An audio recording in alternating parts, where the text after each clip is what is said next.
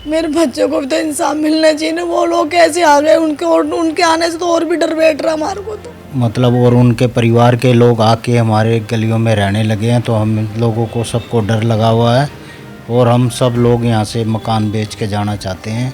Police और प्रशासन से इनको सुरक्षा की गारंटी नहीं मिल रही है, इसी से डर के इन्होंने ये अपने घर के बाहर पोस्टर लगाए हैं और इनके समाज के जो लोग हैं वहाँ रहते हैं उन्होंने लगाए हैं। पूरा मामला सामने आया, आपको लग रहा है कि आरोपियों के मन में कोई पछतावा नहीं है, कोई डर नहीं है? उनके चेहरा देखोगे आप तो उनको बिल्कुल भी पछतावा नहीं है जी। वो लोग तो ऐसे घूम रहे हैं जैसे जंगल में शेर नहीं घूमता, उस तरीके से घूम रहे हैं जी। और हम लोग इतने डरे हुए हैं, इसलिए हम यहाँ से मकान बेच के जाना चाहते हैं जी।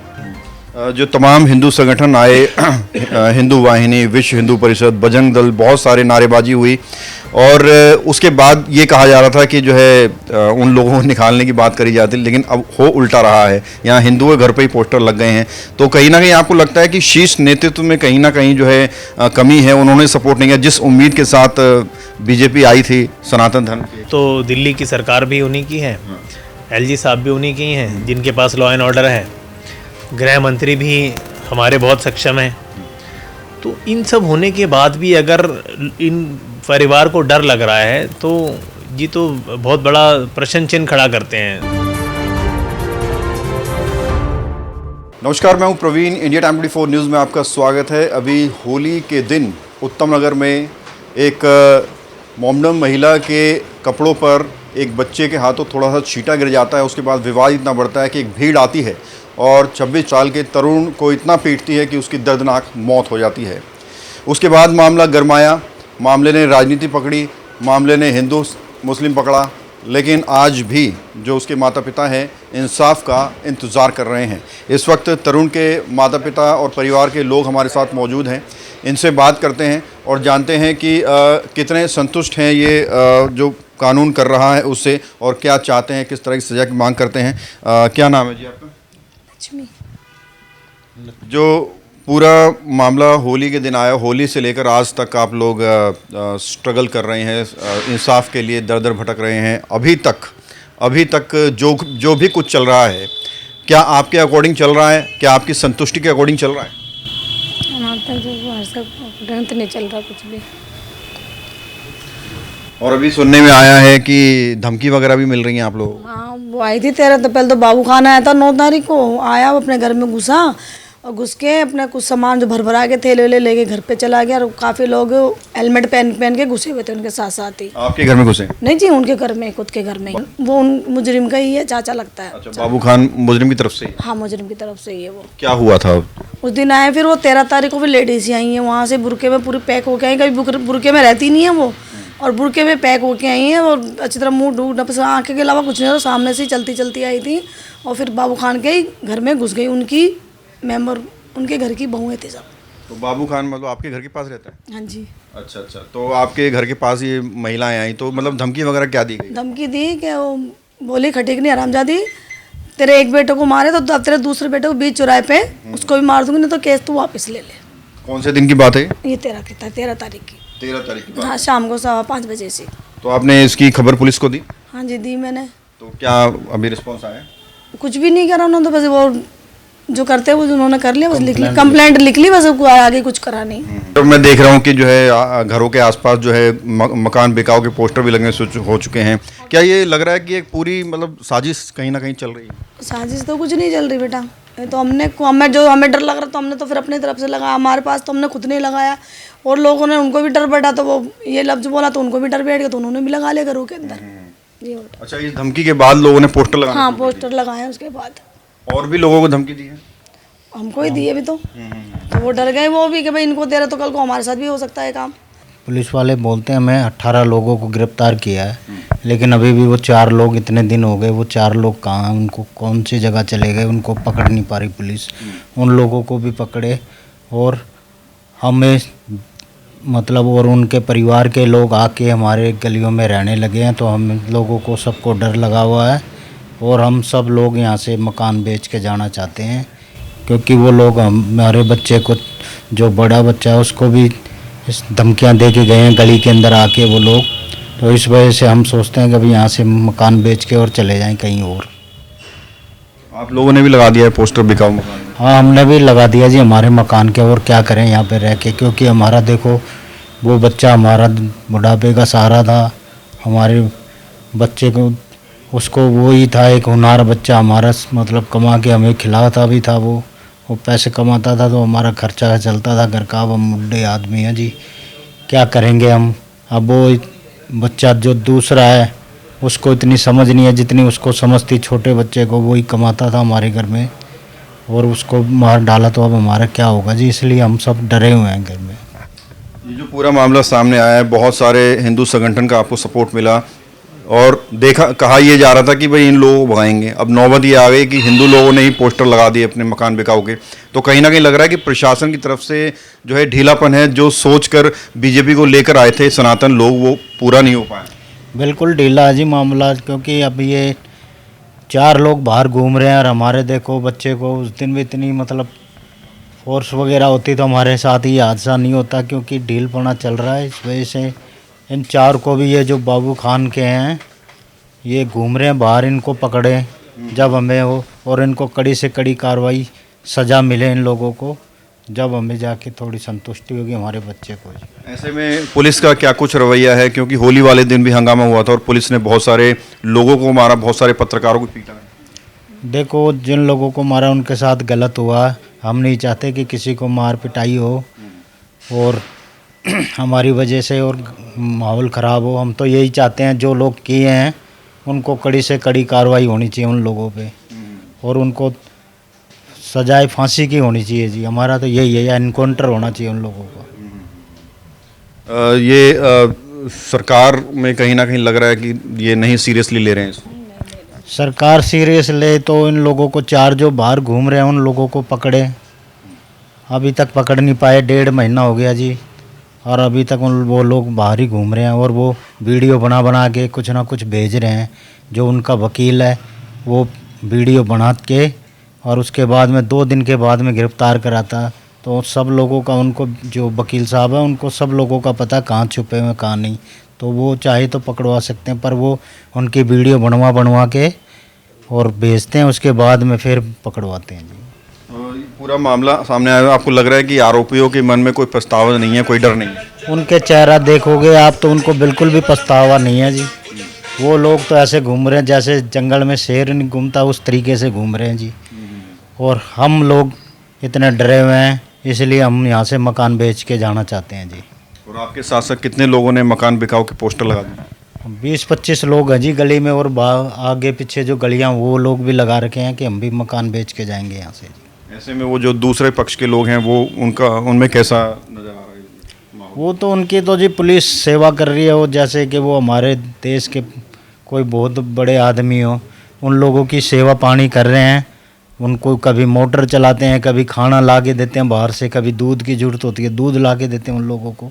तो उनको तो उनकी तो सेवा हो रही है। वो तो लोगों को मार के और वो राजा की तरह जी रहे हैं थी वो लोग। खुला डोल रहे, मेरे बच्चे को तो इंसाफ नहीं मिल रहा अभी तक, कुछ भी नहीं मिला पुलिस की तरफ से। तो मेरे बच्चे को भी तो इंसाफ मिलना चाहिए ना। वो लोग कैसे आ गए, उनके आने से तो और भी डर बैठ रहा हमारे को। तो भाई कुछ भी कर सकते हैं मेरे बच्चे के साथ। मेरे को इंसाफ चाहिए, मेरे को जो कैदी जो बचे ना उनको भी पकड़ो जल्दी से नहीं चाहती।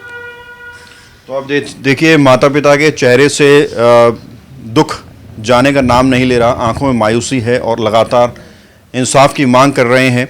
और तरुण हत्याकांड का मामला है तो साथ में है ही, बल्कि अब माहौल ऐसा बन गया है कि वहाँ का हिंदू डर रहा है। उत्तम नगर का हर किसी के घर के बाहर मकान बिकाऊ है के पोस्टर लगे हुए हैं, डर का माहौल बना हुआ है।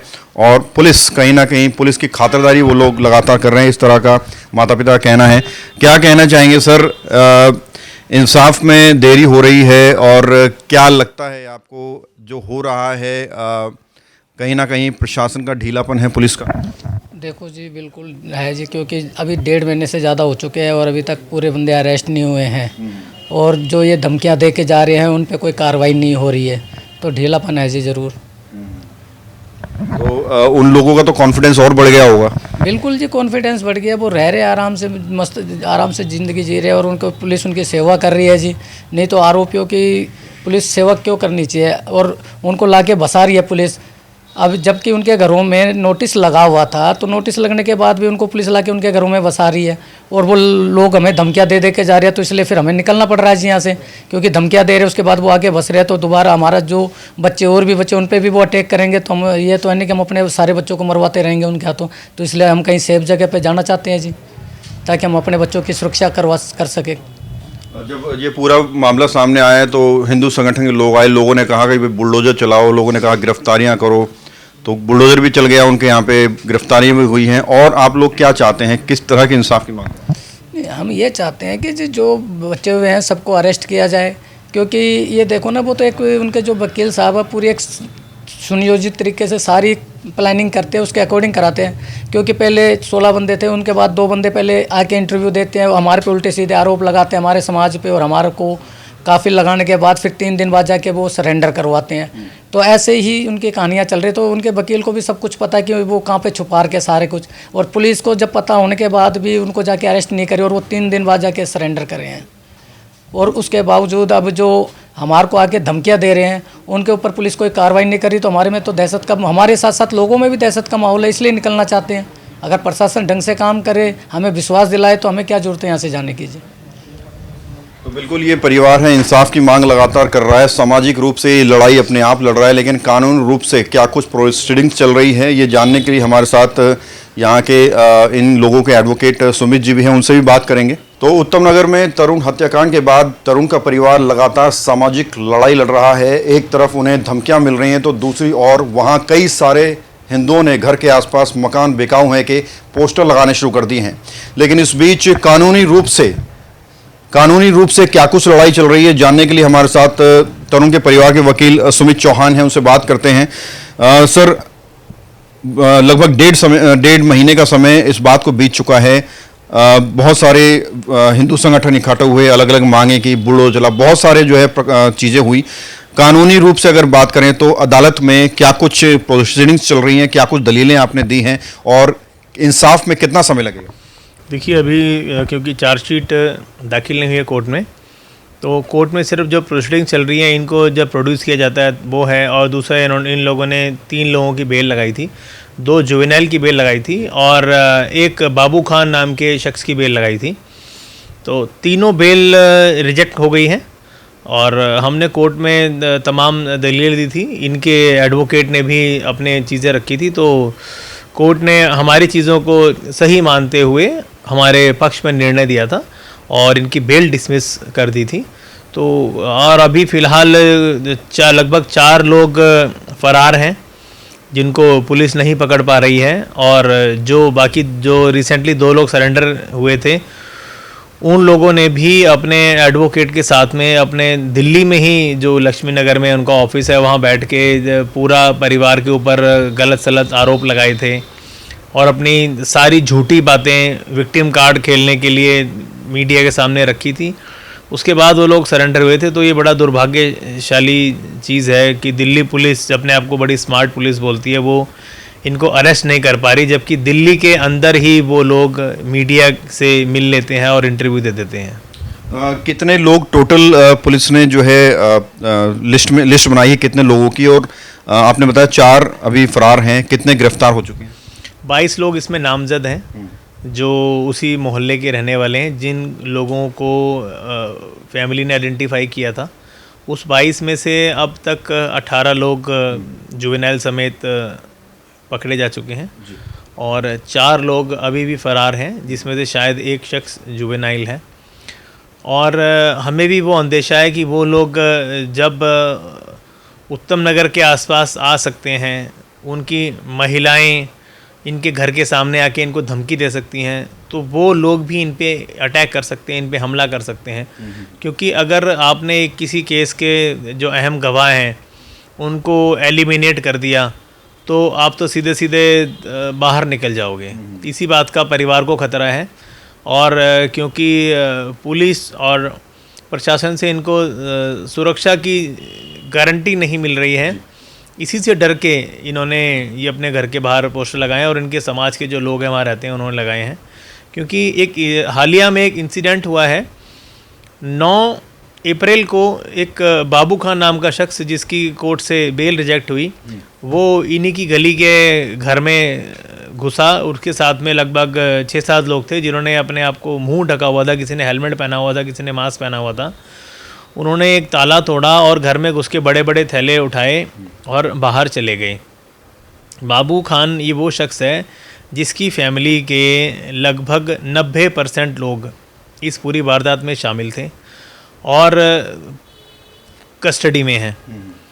दूसरी चीज़, उस बाबू खान नाम के शख्स ने अब एक ऐसी साजिश रची है कि उसके घर की जो फीमेल मेंबर्स हैं उनको तैयार किया है कि परिवार को धमकाना, परिवार के जो मेल मेंबर्स हैं उन पे झूठे आरोप लगाना, ताकि इन लोगों पे प्रेशर बनाया जा सके। इसी कड़ी में 13 अप्रैल को लगभग शाम को 5:30 बजे 7 से 8 महिलाएं बुर्का पहन के, फेस पे मास्क लगा के और अपना मुंह ढक के उस गली में दाखिल हुई हैं। जबकि ये महिलाएं ना वो बुर्का पहनती हैं, ना अपना मास्क लगाती हैं, ना अपना फेस रखती हैं। वो नॉर्मली जैसे बाकी लोग उस मोहल्ले में रहते हैं ऐसे ही वो सलवार कमीज़ पहन के रहती थी।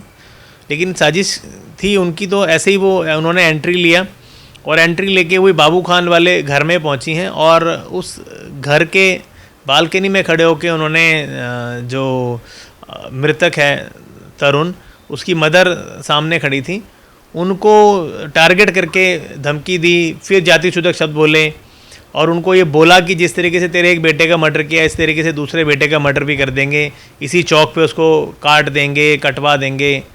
और इन्होंने तुरंत पुलिस को सूचना दी। चाहते तो अगर ये उनकी तरह होते तो ये भी झगड़ा कर सकते थे, क्योंकि काफ़ी बड़ी संख्या में लोग रहते हैं और एक इंसिडेंट होने के बाद वहाँ एक तनाव का माहौल भी बना हुआ है। लेकिन इन्होंने ऐसा नहीं किया, इन्होंने कानून पे भरोसा जता के पुलिस को कॉल किया। पुलिस आ भी गई और उन सारी महिलाओं को ले भी चली गई, थाने में बिठा भी लिया। इन्होंने अपनी सारी शिकायत रिटर्न में दी, जिस शिकायत के बाद उस जो लड़कियां जो महिलाएं वहाँ आई थी उन पर SC/ST एक्ट और धमकी देने का एक प्राइमा फेसिया मामला बनता था, जो पुलिस ने दर्ज नहीं किया। उसके बाद फैमिली ने DCP को भी कांटेक्ट किया, उनको वर्बली भी बताया, ऑफिशियली भी कंप्लेंट दी, लेकिन उन महिलाओं के खिलाफ़ कोई कार्रवाई नहीं हुई। इसके बाद अब हम कंप्लेंट केस दाखिल करने जा रहे हैं द्वारका कोर्ट में। इसकी कोई फुटेज, CCTV फुटेज वगैरह कुछ आई है? कुछ गवाह मिले हैं इसके, जो पूरा इंसिडेंट हुआ है 13 तारीख वाला? ये जो महिलाएं हैं, ये 13 तारीख को इन्होंने ऐसा इंसिडेंट किया और वो वहाँ से पुलिस ने उनको सुरक्षा देते हुए यहाँ से निकाल दिया और देर रात पुलिस स्टेशन से भी उनको छोड़ दिया था। नेक्स्ट डे वो फिर अपने एडवोकेट साहब के दफ्तर पहुंची हैं, जो कि यमुना पार लक्ष्मी नगर में है, और वहां जाके उन्होंने अपने जो इंसिडेंट था वो अपने मुंह से खुद ही बताया, अपने खिलाफ़ खुद गवाही दी। मैं वीडियो आपको दे दूंगा जिसमें वो बोल रही हैं कि 13 तारीख को हम बाबू खान के घर आए थे और फिर उसी जाति सूचक शब्दों का इस्तेमाल उन्होंने उस वीडियो में भी किया। तो आप देखिए, अगर एक मीडिया बाइट के अंदर वो जाति सूचक शब्द इस्तेमाल कर सकती हैं, तो एक नॉर्मल वे में वो किस तरीके से गंदी गंदी भाषा का इस्तेमाल किया होगा। तो वो वीडियो अपने आप में ही एक एविडेंस है कि जो बताता है कि ये लोगों ने वहाँ ऐसा चीज़ें की थी। सुमित सर, जो बाबू खान नाम आप बता रहे हैं कि 90% उसकी कॉन्स्पिरेसी है, इसका कुछ क्रिमिनल बैकग्राउंड भी है क्या? बाबू खान के बारे में ये तो आपको पुलिस ज़्यादा बेहतर तरीके से बता पाएगी, क्योंकि उसके पीछे क्या क्या चीज़ें हैं, कौन लोग उसके पीछे काम कर रहे हैं। क्योंकि ये अब केस एक छोटा सा मर्डर का केस नहीं रह गया है।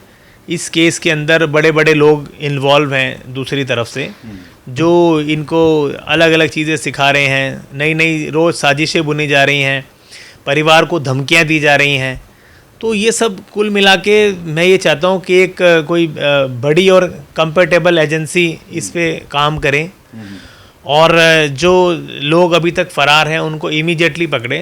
मुझे लग रहा है कि द्वारका जिला पुलिस से ये केस संभल नहीं पा रहा है। NIA को आना चाहिए था, क्योंकि एक बड़ी साजिश भी हो सकती है। एटलीस्ट क्राइम ब्रांच को तो इसके अंदर दखल देना चाहिए, crime branch, special cell, NIA, कोई भी एजेंसी हो, लेकिन ये केस द्वारका जिला पुलिस से ले लेना चाहिए।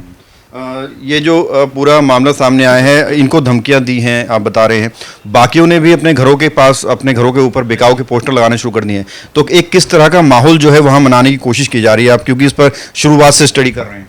देखिए, जब आप और मैं भी यहाँ मौजूद हैं तो हम एक देश के निवासी हैं और हमें सुरक्षा देने की जो जिम्मेवारी है वो पुलिस और प्रशासन की है।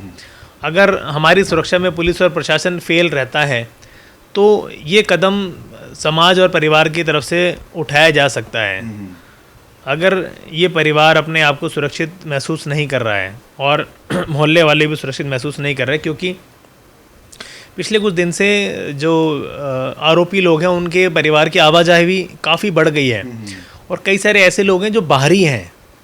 इस वजह से डर के माहौल को देखते हुए वहाँ की जो लोग हैं उन्होंने ये पर्चा लगाया और मैं प्रशासन से अपील करता हूँ कि आए, उनको समझाएं, क्योंकि सरकार भी अभी इस टाइम दिल्ली में, सेंट्रल में, एमसीडी में, सभी तरीके से जो सरकार है वो हिंदुत्ववादी सरकार है।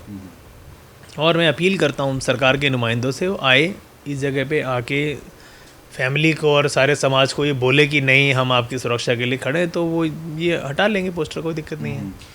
जो तमाम हिंदू संगठन आए, हिंदू वाहिनी, विश्व हिंदू परिषद, बजरंग दल, बहुत सारे नारेबाजी हुई और उसके बाद ये कहा जा रहा था कि जो है उन लोगों को निकालने की बात करी जाती, लेकिन अब हो उल्टा रहा है। यहाँ हिंदुओं के घर पे ही पोस्टर लग गए हैं, तो कहीं ना कहीं आपको लगता है कि शीर्ष नेतृत्व में कहीं ना कहीं जो है कमी है, उन्होंने सपोर्ट नहीं किया जिस उम्मीद के साथ बीजेपी आई थी सनातन धर्म के? और बिल्कुल ऑब्वियस सी बात है, आपकी जो बात का मैं समर्थन करता हूँ कि अगर बीजेपी जिस मुद्दे को लेके आई थी, अभी आप दिल्ली की बात करें तो दिल्ली में पहले एलजी साहब का बड़ा दखल होता था और दिल्ली की सरकार में आपस में टकराव रहता था। अब तो दिल्ली की सरकार भी उन्हीं की है, एलजी साहब भी उन्हीं की हैं जिनके पास लॉ एंड ऑर्डर है, गृह मंत्री भी हमारे बहुत सक्षम हैं।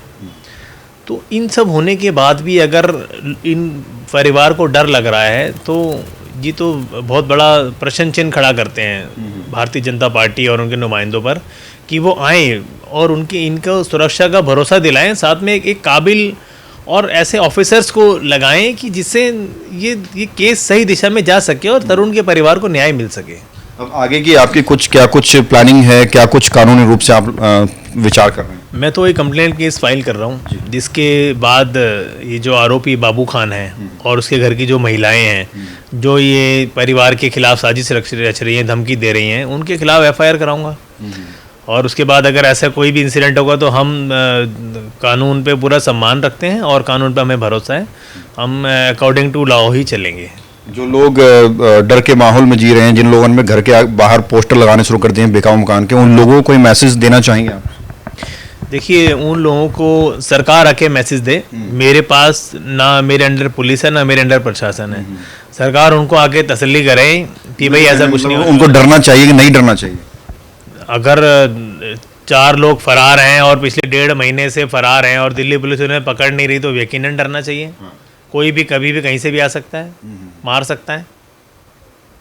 ठीक है, बहुत बहुत शुक्रिया बात करने के लिए। जी, बहुत बहुत धन्यवाद। तो ये थे हमारे साथ सुमित चौहान जी, जिन्होंने बताया कि कानून रूप से क्या कुछ प्रोसीडिंग्स चल रही हैं, क्या कुछ दलील दी जा रही हैं और पूरे केस में क्या चल रहा है। उम्मीद यही है कि जल्द से जल्द परिवार को न्याय मिलेगा और इसके साथ ही हम इससे संबंधित जो भी अपडेट होगी आप तक सबसे पहले पहुंचाने की कोशिश करेंगे। कैमरा जर्नलिस्ट प्रशांत साथ प्रवीण, इंडिया टाइम 24 न्यूज़। खबरों से खबरदार रहने के लिए चैनल को सब्सक्राइब करें और प्रेस करें बेल आइकन। भगत चंद्रा हॉस्पिटल विश्व की सभी आधुनिक और बुनियादी सुविधाओं से परिपूर्ण एक world class multi speciality hospital, Mahavir enclave Palam Dabri road पर स्थित साउथ वेस्ट दिल्ली का एकमात्र मल्टी स्पेशलिटी हॉस्पिटल, जहां 24 घंटे आपकी सेवा में उपलब्ध हैं वेल क्वालिफाइड डॉक्टर्स और हेल्पिंग स्टाफ। डॉक्टर CM भगत द्वारा स्थापित भगत चंद्रा हॉस्पिटल आपकी सेहत का ख्याल रखना ही इसकी प्राथमिकता है, वो भी अफोर्डेबल रेट्स में।